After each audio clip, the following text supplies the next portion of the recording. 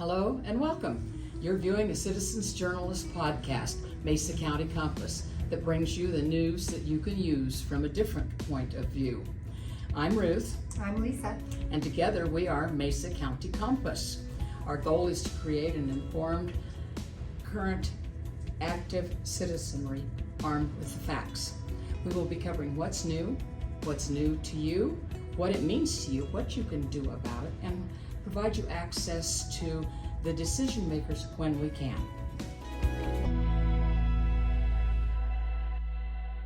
Good morning. Welcome to Mesa County Compass. We have with us today Curtis McCrackin, who is running for Congressional District 3, and we'd like to get to know him a little better. Welcome, Curtis. Wonderful. Thank you for having me.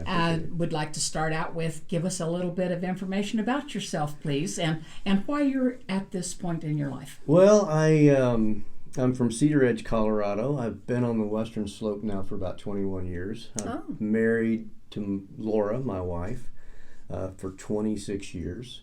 We've raised two daughters on the Western Slope. Both of them are grown. One of them is still in college, but the other one's not. And we love it here. It's home. We care a lot about this area.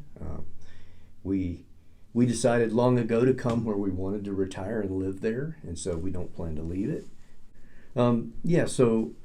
We came here to Western Colorado because this is where we want to live and raise our family. I've been a registered Republican for 43 years, and I believe in the constitutional authority that our Constitution has, and I believe that we need to be more fiscally responsible in this country. I think probably the biggest hard issue for me is how our money is being spent, and I don't believe it's being spent according to the authority of the Constitution. And so for me, that's really the bulk of my platform. I believe the Constitution says that Congress can impose taxes for the purpose of providing for a common defense, to provide for the general welfare of the nation, and to pay the debts of the country. And I don't believe that's the way our money's being spent. How do you think our money's being spent? Well, speak up just a little bit. Look at the American Rescue Plan Act. $1.9 trillion, not of money we had, but of money we borrowed. Mm-hmm. And in that $1.9 trillion, we spent $90-some billion bailing out the pension funds of the unions. We spent $40 billion giving money to higher education, who'd already just received large amounts of money from the PPP money. I mean, none of that provides for a common defense. None of that provides for the general welfare of the nation. And it's money that it's not just $90 billion. We're going to pay interest on that money from now until whenever. It's a lot more money than that. And so I just think that we the people have got to hold our officials accountable for how our money's being spent. I don't think we're doing a very good job of that. I really believe that we have the personal responsibility and the privilege to hire, fire, and retire our elected officials, and we're the problem. We're not doing a very good job. And why do you think that? Why do you think that is? Because we do that all the time. We see people coming in and they say we're the problem, and we don't see the Republican Party. They don't hold them accountable. And why do you think that is? I think it's beyond most people's understanding to really grab hold of what's happening. I think the big money in our country now is playing a huge part of it. And that's another thing that I'm passionate about, is seeing that all money that goes to influence an election is disclosed. Right now, if I take $200 from somebody, I have to tell the FEC what their name is, their address, their employer, their position at their employment. Exactly. And you can give $200 million to a PAC and nobody has to know. Mm-hmm. And I think that's wrong. And so I think unless we clean up the money part of it, we're not going to be successful in holding our leaders accountable. And we got to do what you guys are doing today. We have got to get a better handle on who we're hiring, mm-hmm. because it makes a difference. And when someone like me says this is what I'm passionate about, and you send me to Congress and I don't show up with that same passion, you need to fire me. And every 2 years you have the opportunity to do that. Mm-hmm. And so we need to exercise that right. I also have been asked a lot on the campaign trail what I think about term limits, and people are kicking around this whole idea of 12 years, and I think it's a good one.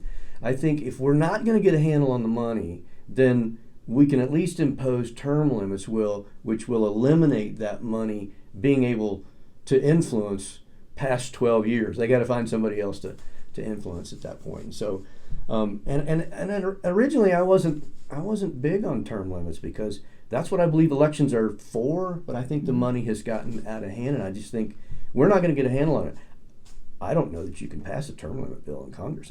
They're all on that. Yeah. They're all on it. Why would you? You're passing a limit on your own self. Well, and your retirement. That is a problem. Yeah. That is a huge problem because people that get in there, regardless of their good intentions, wind up being corrupted by the monies that do come in. And here's the downside. Rough. The downside, and this is the argument a lot of people will make about term limits, and that is, what if we find somebody whose gift is governing? 12 years, they're done. And so you can't keep them for 20 years, and they may be the kind of person that you want there. And so that's the argument. But I would vote for a 12-year term limit. I think that gives senators 2 terms. It gives congressmen 6 terms, and presidents 2 terms. And so it kind of wraps everybody up and says, you just can't go there and stay there forever. Mm-hmm. And so I'd be on board with that. And what do you think about giving a retirement to people that serve for 12 years? That's a problem for me too, because there's an incentive to stay in and to keep getting elected, because originally that was a civil service. You were leaving your job to serve your government and then coming back out of that and going back to your own job, and it wasn't for the purpose of I'm a permanent politician. That's my job. I'm a politician. Right, and I don't to be honest with you, I don't even know what those people get for retirement, or I would guess even if they get a retirement. $200,000. But does it start when they're 65, or does it start the minute they leave office? Well, I don't know when it starts. I know that they receive it after they've served 12 years. Right.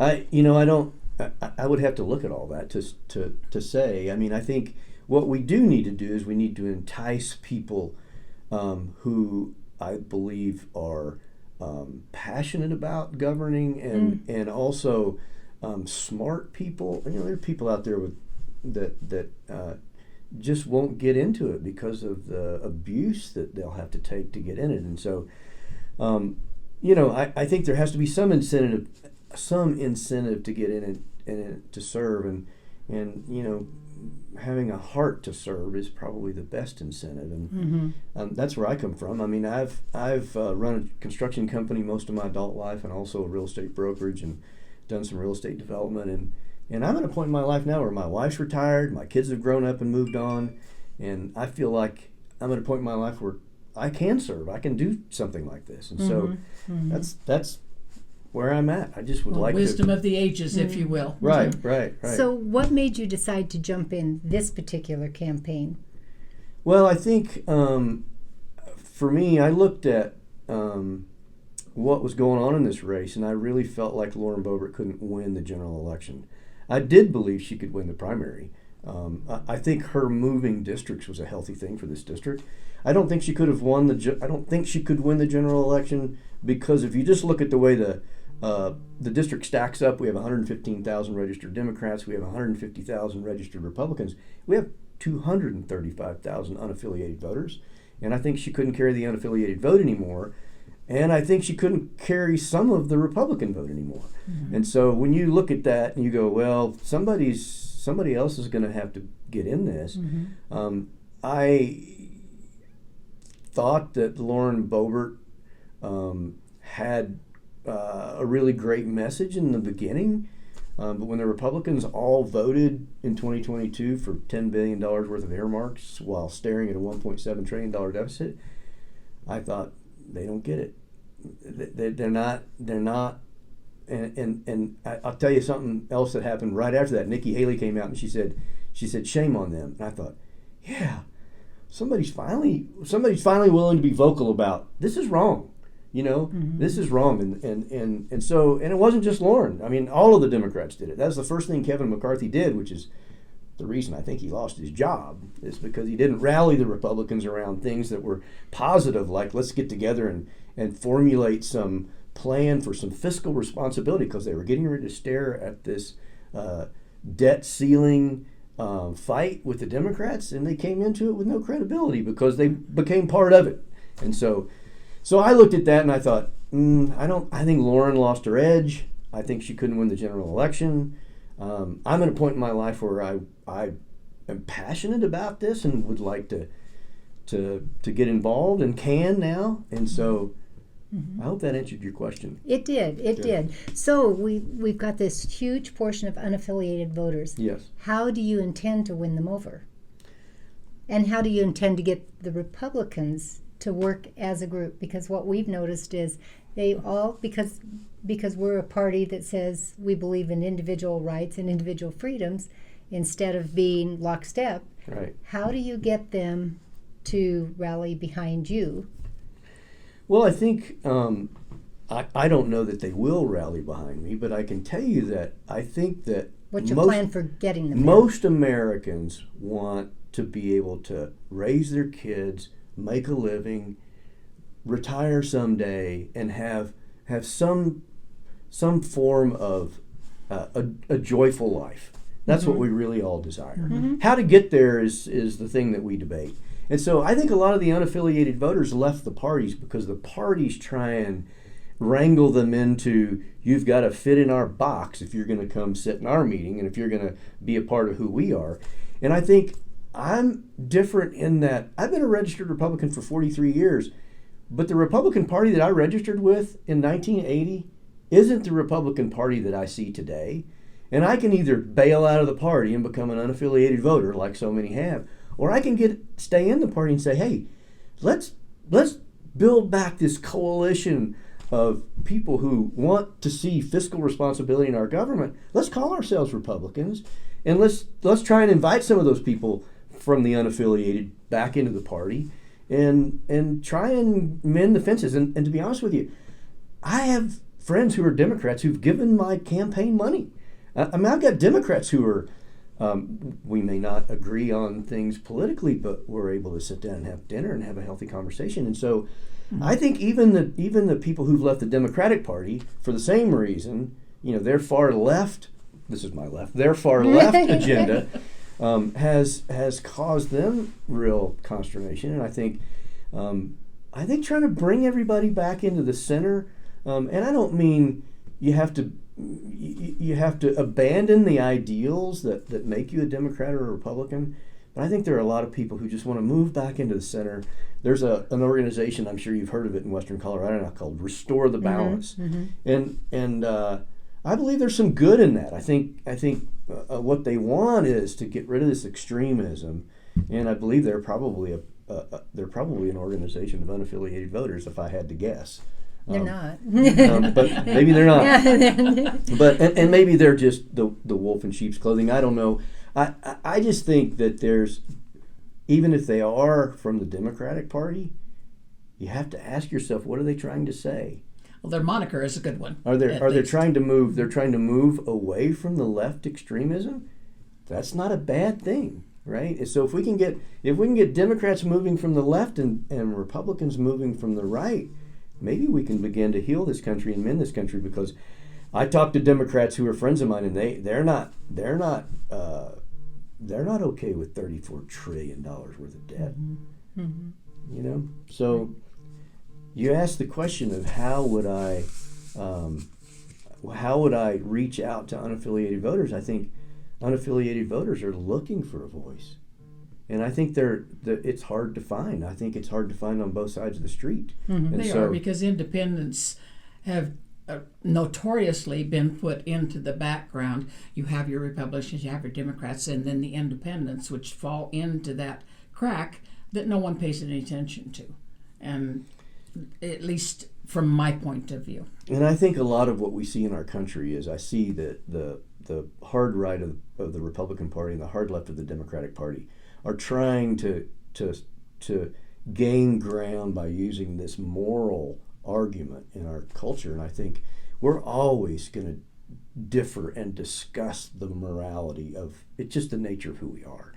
And so I think we have got to lay that aside for a moment and focus on the fact that while we're over there arguing in the corner about gay rights or abortion rights or whatever, they're walking out the door with barrels of money and we're not paying attention.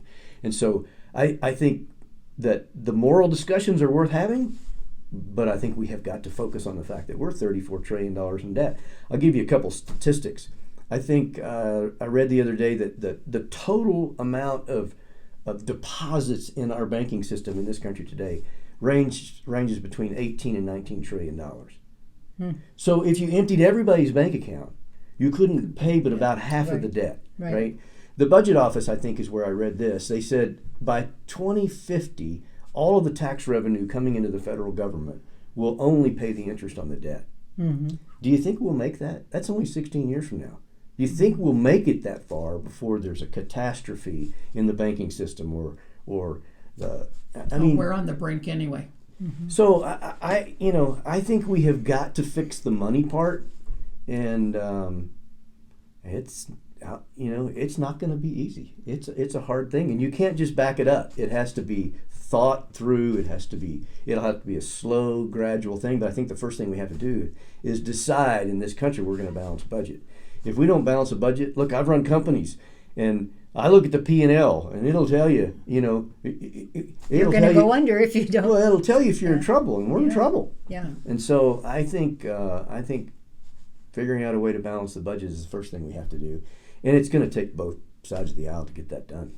And do you think the other side of the aisle has an interest in getting it done? I think some of them do. Some of them do? Yeah. And you think you could persuade them? So I don't know about that, and to be honest with you, I mean, listen to Washington. Does anybody have a plan? I don't hear that coming out of Washington. I don't hear a plan for how are we going to deal with $34 trillion worth of debt from the Republicans or the Democrats.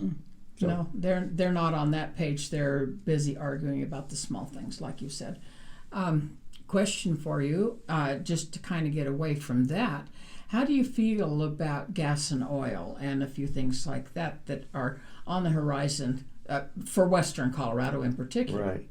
I think as long as our culture needs oil and gas to heat our homes and power our homes, it needs to be our oil and gas. I'm not opposed to coal. I mean, if you look at, we've been burning coal for 100 years in this country, and our air is cleaner today than it was in 1960. And so we've done a good job. And I'm not afraid of us to move away from fossil fuels and find new ways, because fossil fuels are not going to last forever. But I think as long as we have a dependency on oil and gas, it should be our oil and gas. And so in our lifetimes, I don't see us moving away from that. Well, I tend to agree with you because there are so many problems with the other alternatives at this point. I think we need both in order to bring about a balance so we have good resources. Yeah. I think you also have to understand that in 1900 there were 1.6 billion people on Earth, and today there's 8 billion people on Earth. So more than 4 times the amount of people are looking for shelter, are going to work, are needing to be fed, and so we're having to grow food for these people. And if you think about what it'll be like 100 years from now, I mean, double it again. And so I think that for us to look for alternative ways to do things is healthy. I think you have to, because look, in 100 years we're all going to be gone, and they're going to be trying to figuring it out. And if we're not open-minded enough to say, well, let's go find some other ways to do this, then they're going to be in trouble. I think it's the country of Denmark, I read, gets 1/5 of their power from the surf. I thought, well, that's interesting to me. Yep. So whatever works, and we have been exploring, and I think they do look for alternative ways all the time. So another big concern is farm and ranch. How do you feel about that? Because especially Western Colorado, and we do have a big base of agriculture. Look, it's how we feed ourselves. Yeah. I think you can't do without it, and I think that it needs to be protected. It's a way of life that we cannot afford to lose. I grew up on a small farm. We grew most of the food that we consumed, And I taught that to my children. We have a garden, and it's not that there's so many other people who are better at doing a garden than I am, but I wanted my children to understand where their food came from. And so we have chickens, and they understand where they, I taught my kids that. And so I think that's an important thing that we cannot afford to lose. And I think, when you bring in corporate America and they bring in their big warehouses and they entice these kids off of the farm and ranch with a $20 an hour warehouse job and an Obama policy, I think it's bad for business. I don't think that's healthy growth for rural America. And so, yeah. Changes. It changes, and not only the corporate, but also the idea that, well, it's causing climate change, and we're seeing the European countries where they're saying, oh, you can't have cows. You have to get rid of your cows because of methane gas, and we don't and then want we grow it in the labs. Yeah. We grow chicken and we grow beef in the labs. So yeah, I'm not buying it. You're not buying it? No, Good. I'm not buying it. We're good. We're good. Excellent. Excellent. So what, and I this may not be the way I want to put it, but what values do you think are important in a congressman? And by that I'm saying maybe transparency or that sort of things that you think it's important to bring to the table as you as a person. Well, I think it's the same as any person. I think integrity is paramount. I think if you can't trust a person, and here's where I think Lauren Boebert lost some of her credibility. You can't disrespect the office of president. You can't disrespect your own office and expect people to respect you. And so I think integrity is paramount. I know as a small businessman, Warren Buffett said, it takes 20 years to build a reputation. It takes 5 minutes to lose it. And if you understand that, you will do things differently. And I as a small business person, I'm like, preach it, brother. I totally agree with that. And so when you spend all this time as a small business person building this reputation, the last thing you want to do is upset that. And I think, I'm a man of faith. I think believing in something greater than yourself helps to ground you in that. I think that family is so important, and I think we're losing that. I think I read a book recently, and I'll endorse this book. It was written by Thomas Sewell. It's called Social Justice Fallacies. Incredibly good book. But in it, he talks about the fatherless children. He was talking in the black community, but it's the same in the white community, in the yellow community, in the brown community. Fatherless homes are what's eating our culture. And so I think, understanding that the family unit is so important. And that's another thing to highly protect is the family unit. Along those lines, what do you think about the immigration problem that we're having? Because of the fact that they're bringing in fentanyl and cocaine, heroin, everything like that across these borders. We're bringing people that are not exactly looking out for our best interest across the borders. Where do you stand on that? I think long ago we should close the border until we can get a handle on who we are as a country and from an immigration standpoint.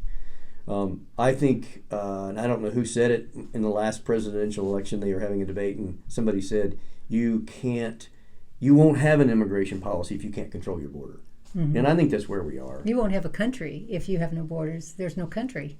Yeah, and so I think closing the border at this point would be the right thing to do until Congress can come up with a real plan. And part of the problem here is the lack of integrity. We have laws. We have immigration laws, and we're not following them. And so we have this lack of integrity in our leadership. And to be honest with you, the lack of integrity in our leadership is largely our problem in this country. And that's one of the reasons I'm running, is because I think that we need better leaders. So integrity, that's the most important thing. Yeah, I think so. I do. Yeah. I do. You said that you want to protect the Western Colorado way of life. Mm-hmm. What do you think is how do you describe the Western Colorado way of life? Well, we've talked a little bit about that. Right. I think the Western Colorado way of life is very rural. And I think that the rural communities, I think people don't understand just how important the rural communities are and how the rural communities add to life for everybody. Not only do they feed us, but they enjoy the open spaces when people leave Denver, they leave Denver to come to rural Colorado to ski and to hike and to fish and to hunt and all of these things. And so I think that the rural way of life needs to be protected in that we need to have clean rivers that we can fish in and have the opportunity to go fishing without paying an arm and a leg for a license. Same thing with hunting, same thing with hiking, same thing with I just think that Western Colorado has so much to offer. It's the reason I came here, mm-hmm. and it's the reason that I stay here is because, I don't know what time of the day in the morning it is. My wife's probably up on the mountain right now, cross country skiing. She does that every day in the winter. Mm-hmm. It's like, oh my gosh, we live in such a blessed place, and I grew up in a rural environment, and I just appreciate how freeing that is. Mm-hmm. So, all right. A question to you now, changing horses again. Okay. We have a huge homeless problem in our country. How would you address this particular situation? Well, I think if there's anything in our culture worth spending money on, mental health is it. And I think mental health solves a lot of problems. It doesn't just solve the homeless problem. It helps to solve the abortion problem. It helps to solve the gun control problem. Because if you deal with the mental health issue, think about it. Mentally unstable people are the ones who involve themselves in incest. Mentally unstable people rape people. Mentally unstable people shoot people with guns. If we dealt with the mental health crisis in this country, we'd have a gun control policy, we'd have an abortion policy, and it wouldn't be you can't have an abortion, it would be you don't need an abortion. And so I think the homeless is the same thing. I think people who want to live on the streets, I think a lot of that is driven by mental health. A lot of it's economic driven as well.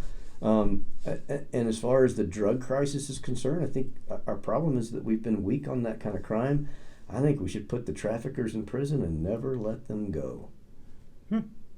So law and order is really important to you. I was going to say you stand behind the men and blood them. Well, absolutely I do, and I believe a lot of the problems we're having in this country is because we have failed to observe the rule of law. The immigration problem is the same thing. Mm-hmm. The drug problem is the same thing. If we're not going to observe the rule of law, then we've lost ourselves as a country. And to be honest with you, when people stop wanting to come here, you'll know we're done.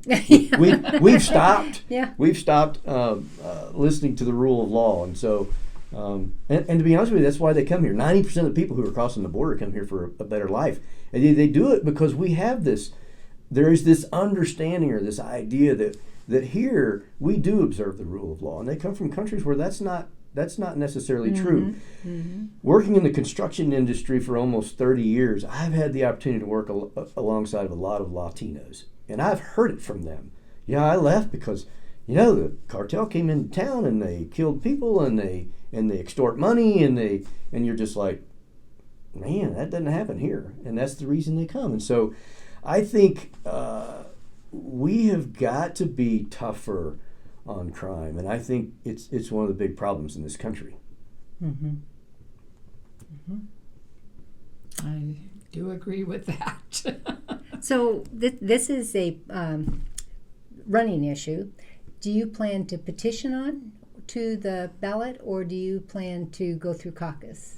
I would love to do both, but I'll tell you what happens. So yes. I'm going to answer the question straight out, and then I'll. So I'm petitioning onto the ballot, and if you petition onto the ballot and then you go to caucus and you don't receive 10% in the caucus, you can't use your petition. So I've taken money from my constituents. We've spent that money for a petition.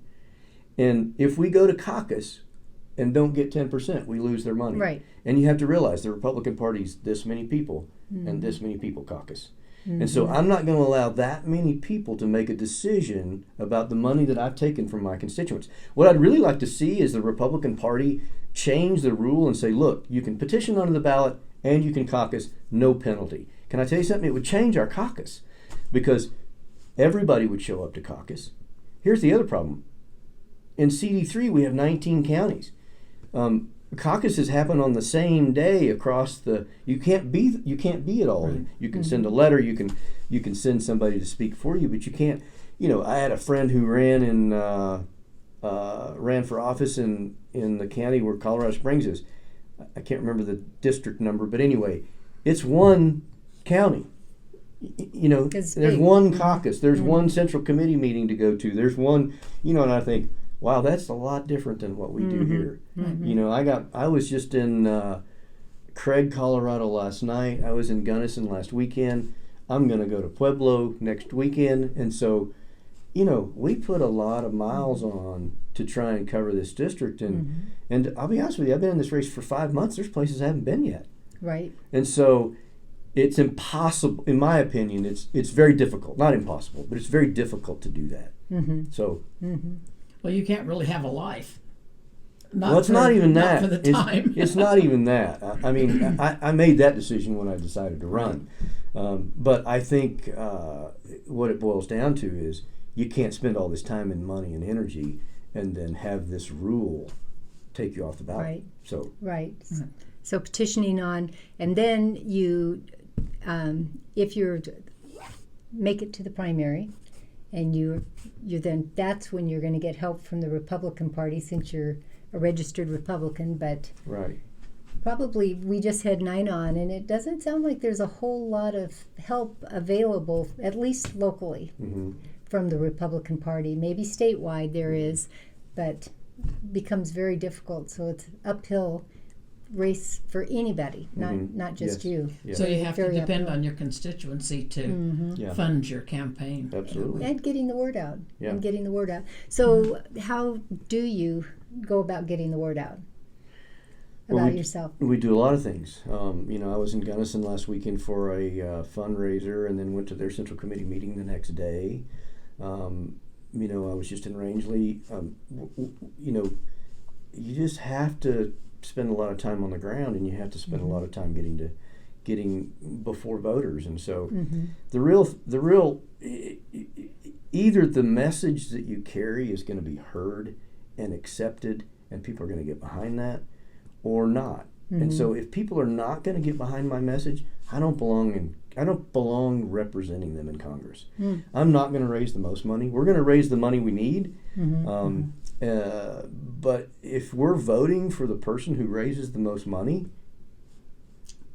we've lost it. Yeah. Well, we're going to get what we've got right now. That's what we're going to get. Values. So you know what I mean. And so I think people, and I think one of the things that I try and encourage people to do is get informed, get involved. And some of the people that I cross path with, a lot of my friends are like, wow, I never knew it was like this. They've gotten involved and they've seen a little bit of it and they're like, wow, there's all of this going on out there. I had no idea. I'm one of those guys where when the ballots come out, friends of mine will text me or call me and say, who are we voting for? Because they know I've done my homework, Right, and so it's funny because one guy calls me and just send me a picture of your ballot, would you? And and I'm like, you just probably ought to get a little more involved yourself. Exactly. And so anyway, and the other thing too is I think being on the campaign trail gives you the opportunity to have a narrative, and that's really what I want. I want to be able to talk about the issues I want to talk about, and I love to hear from people. I love to have people ask questions. The question and answer part of the things that we get to do are the most fun to me, because I get to hear what people's real concerns are, and that's great. But my narrative is the money in this country is the problem, and please hear me.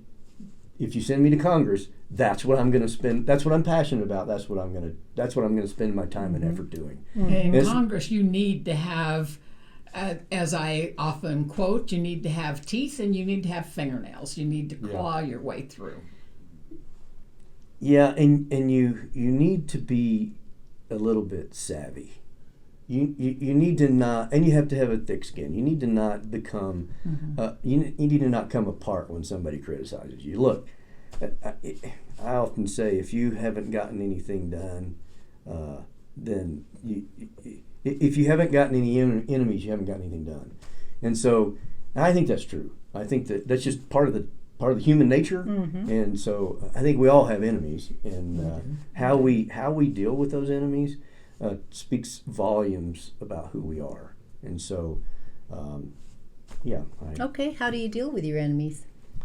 Very carefully. What's the old saying? Keep your friends close, your enemies closer. I think, first of all, I don't really see someone whose political differences are an enemy.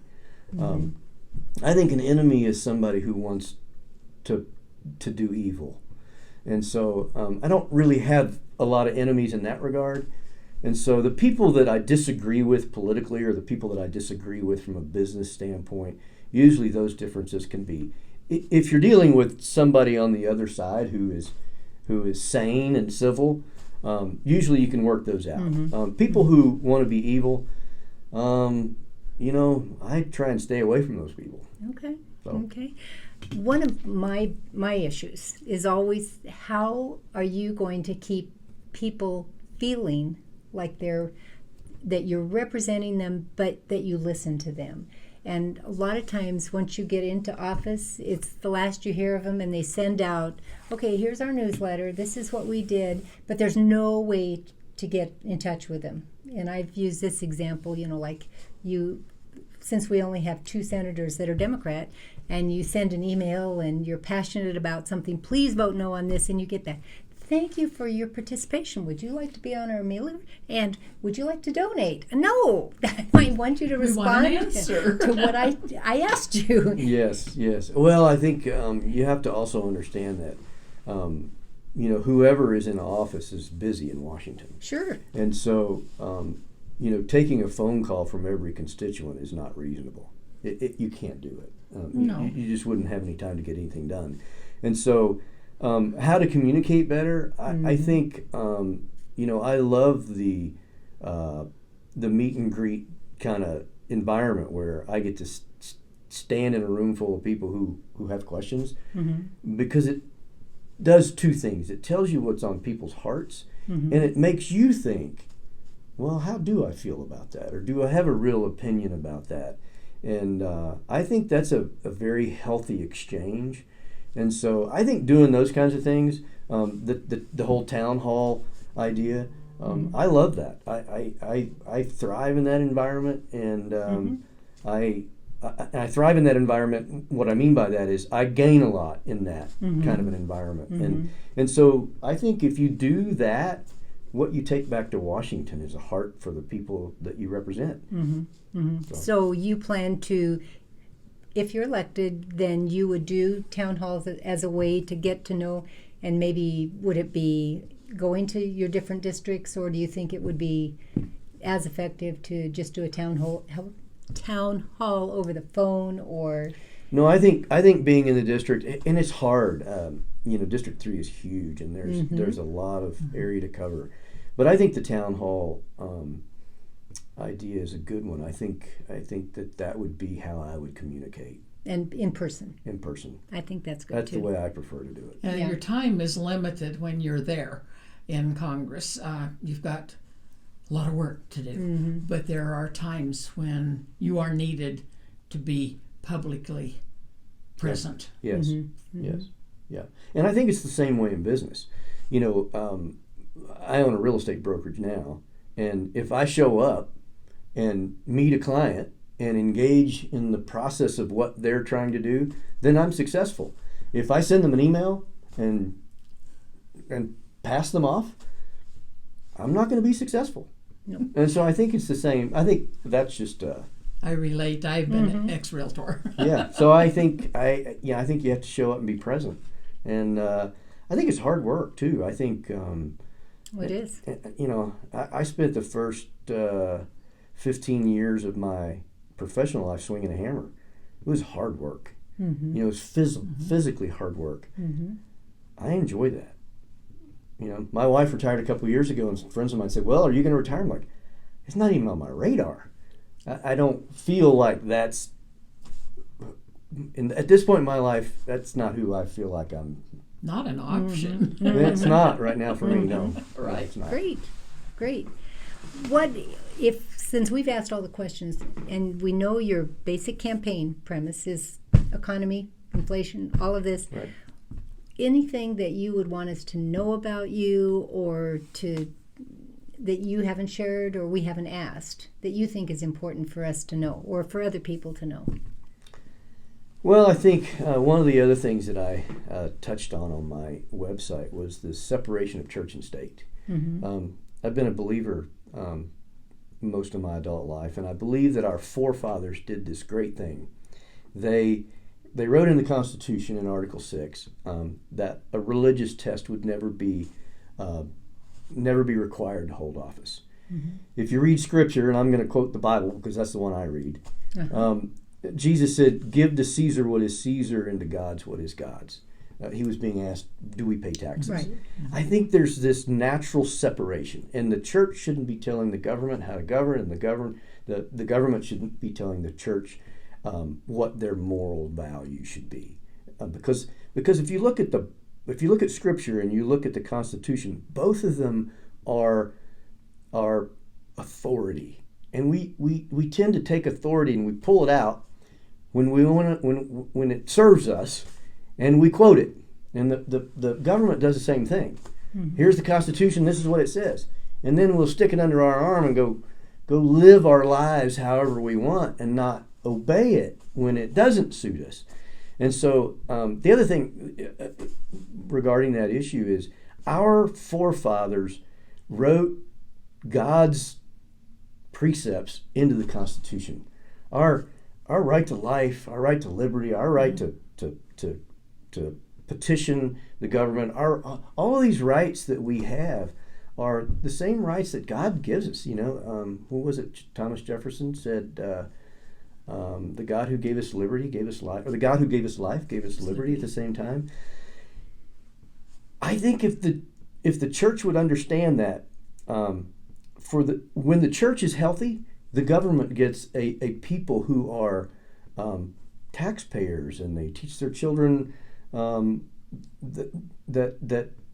government Stealing is wrong. Yeah, government is necessary. They get a moral people, and when government understands that the church is there, upholding the family and the value of the things that the government wants to see, they get a people who aren't standing on their courthouse steps protesting. Mm-hmm. And so I think there's a healthy balance that needs to be struck there.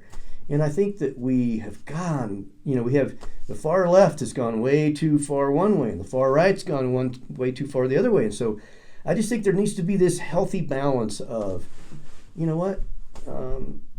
need to be able to worship however we choose, and the government needs the authority to govern in a way that protects us with the rights that we have in the Constitution.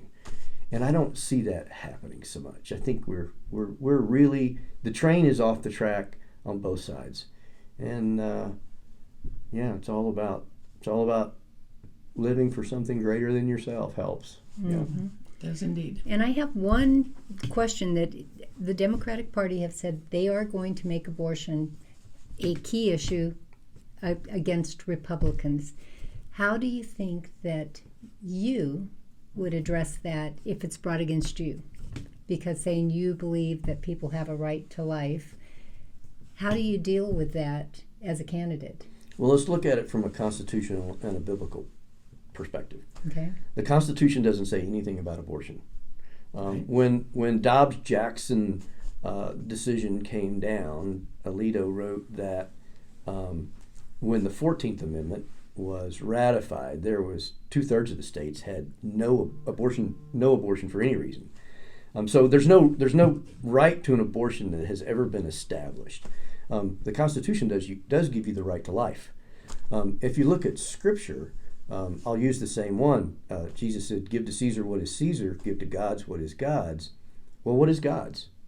We get life from God. So shouldn't we allow him to define that? And so I just think that I think if you just look at it from a constitutional perspective, I think we don't have a right. I'm not saying that there isn't ever a situation where I wouldn't allow a woman to have a choice. And I'll give you an example. My wife, being a doctor who's taken care of a lot of women with breast cancer, I can tell you that if you have breast cancer, catching it early and being aggressive is the difference between life and death. And for a woman to be 16 weeks pregnant and find out she has an aggressive breast cancer, I think that woman needs the opportunity to make some decisions. I'm not saying they should have an abortion. I'm saying the decision shouldn't be made by you or me or a court. It should be made by her and her family and her doctor. And so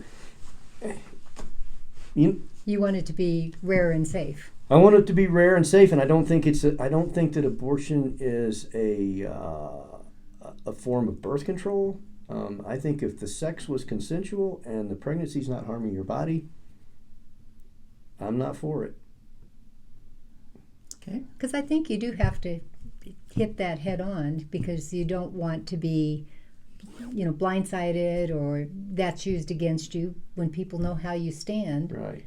That it's a much deeper issue than you're trying to take away women's health care. Well, it's personal responsibility. We have got to take personal responsibility for ourselves in this country, and we just don't do that on many levels. So, out of the hands of government and in the hands of God. Mm-hmm. Do you have any other questions, Ruth?